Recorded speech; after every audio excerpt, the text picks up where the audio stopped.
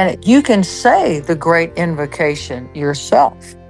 I used to say it daily, and I'll tell you what it is. From the point of light within the mind of God, let light stream forth into the minds of men, let light descend on earth. From the point of love within the heart of God, let love stream forth into the hearts of men, may Christ return to earth. From the center where the will of God is known, let purpose guide the little wills of men, the purpose that the masters know and serve. From the center that we call the race of men, let the plan of love and light work out, and may it seal the door where evil dwells.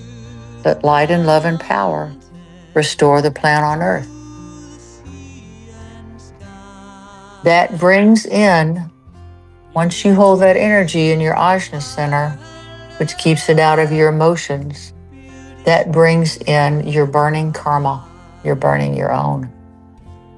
And as Christ said, when two of you are together in my name, I'm there.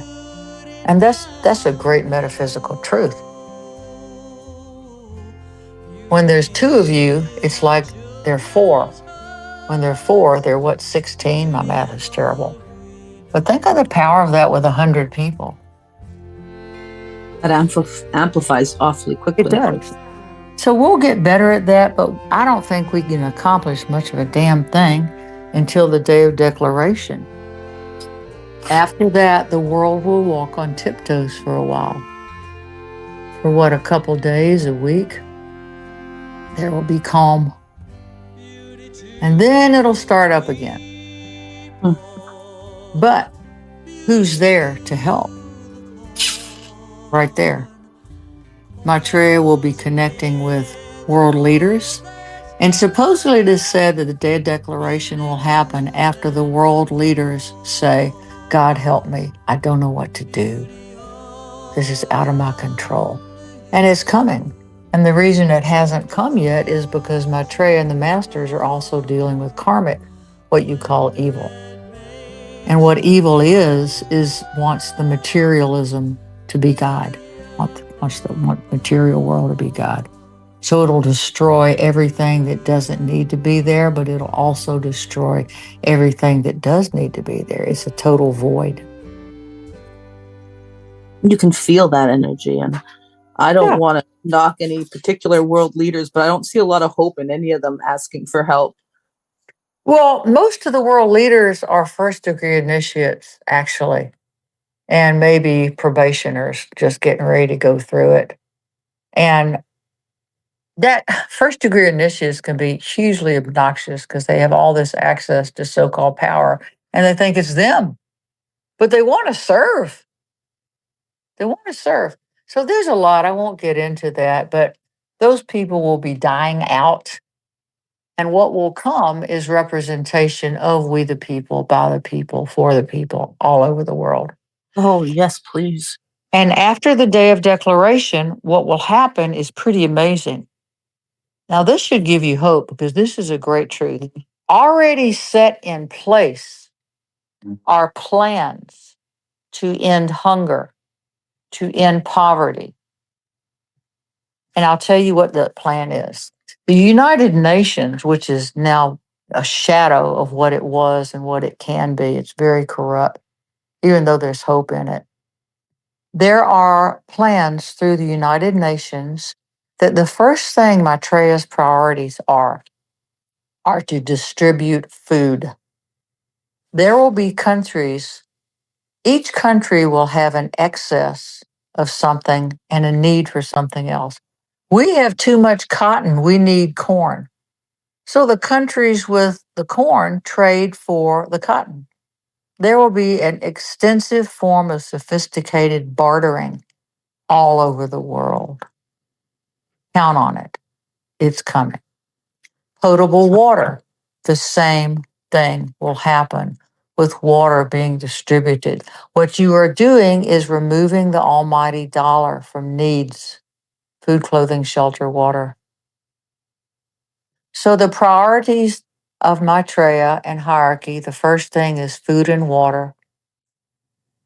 And included after that is clothing, housing.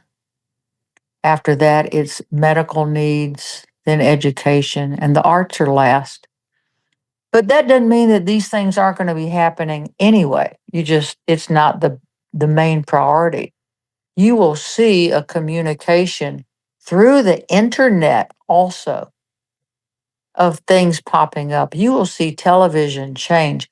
You will be able, in a matter of time, because the masters will control the airways because we have requested it.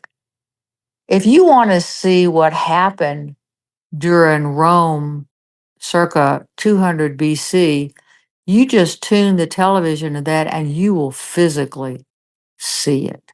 Oh, You will see the dinosaurs. You'll see this, you'll see that. That is our future, Linda. That's our that is future. that is so beautiful and such a hope-filled, wonderful place. Right. So education will open up gradually to where it will be individualized to kids in groups who have commonalities.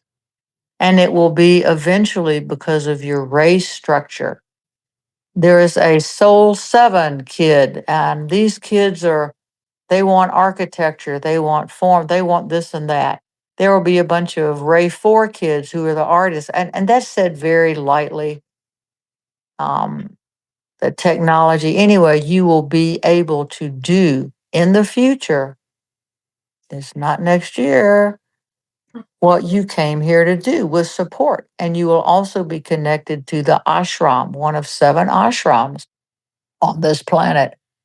And there will be a master, the head of each one. You'll be connected to that. So you'll get spiritual, emotional, mental, physical. So what will happen is we will be aligning, like tuning.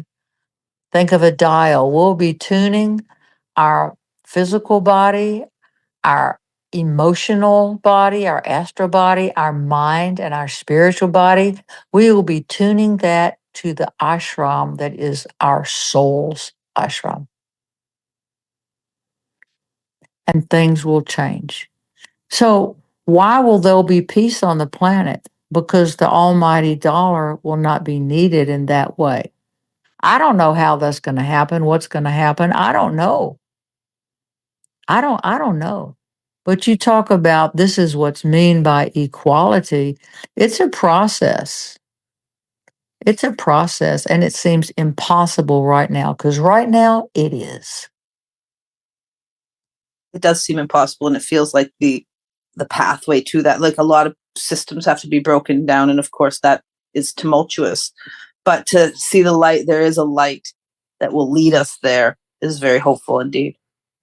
Yes, and systems also have their crystal cabinet full of dogmas and things they have to have. But the power mongers of the world, they're going to lose all that because they're not going to be controlling things with their money and their power. That's the change.